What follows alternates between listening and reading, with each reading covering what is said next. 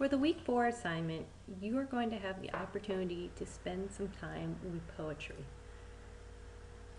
For some people, poetry can be a little intimidating.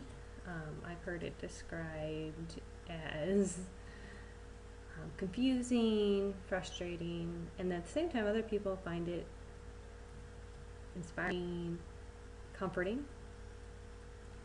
So first I'm going to start for you to ask you if you have any kind of negative feelings about poetry, just kind of put those aside. You can come back to them later. And to take this time in this course as a chance to maybe learn more about poetry.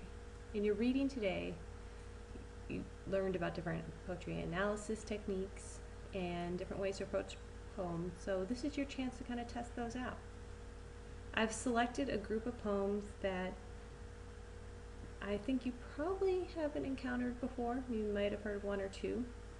Most of the artists that are listed here are still living, not all, but I'd say about half, which is unusual.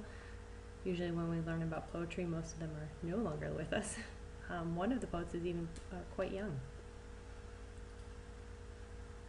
So before you decide which poem you want to investigate just by reading the titles, I'm going to ask you to go ahead and listen to all 9. They're not long. I chose them because they're short for this assignment.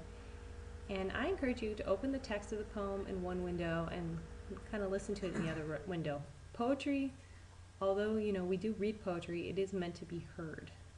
The words and the meter is chosen because it's an audio experience as well as a literary one. So read the poem, listen to the poem, then read it again, and just kind of spend some time with it.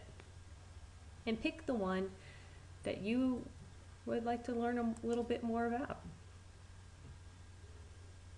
And then I have a couple questions for you.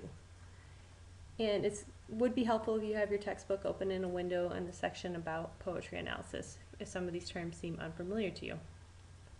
Some of these questions are really straightforward. Put the name of the poem and the author's name. Pretty easy to cut and paste that from above. And then I'm going to ask you to go investigate.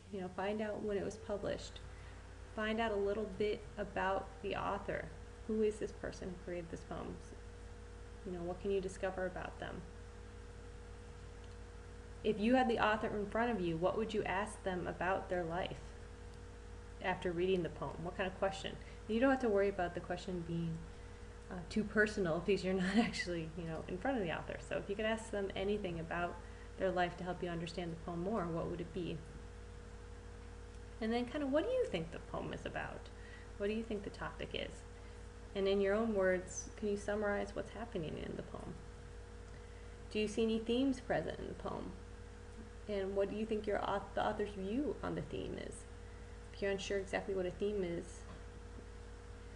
consult your textbook. There's a great explanation there. And I can also just say, I think of it as like the main idea. What do you think the purpose? What do you think the author's commenting on? Some poems have more than one theme in them.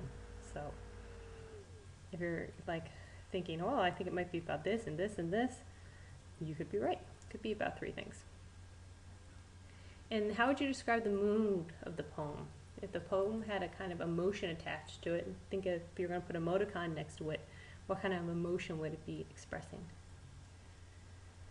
Then ask specifically what type of poem is it? Is it narrative, lyric, or dramatic? And how do you know? To get this answer, go to your textbook, see the definitions of each, and then kind of draw support there. And then you get to tell me why you selected it and what is your favorite line in the poem and why. And then I'm also curious if you find anything in the poem to be confusing. And if so, put that line there. Or maybe you think you get a line but you're not sure. That's fine too. There's poems I've read many, many times and I'm still trying to get to the bottom meaning of it. And the last thing I want you to do is to look up any words you don't know or words that you think are used in an unusual way, list it and put the definition. And I'm asking you to do this with 3 words. Even if you know all 3 and you are a walking dictionary, you know every word in the poem, find at least 3 that you want to spend a little more time with. And that's it. I hope you enjoy this week's assignment.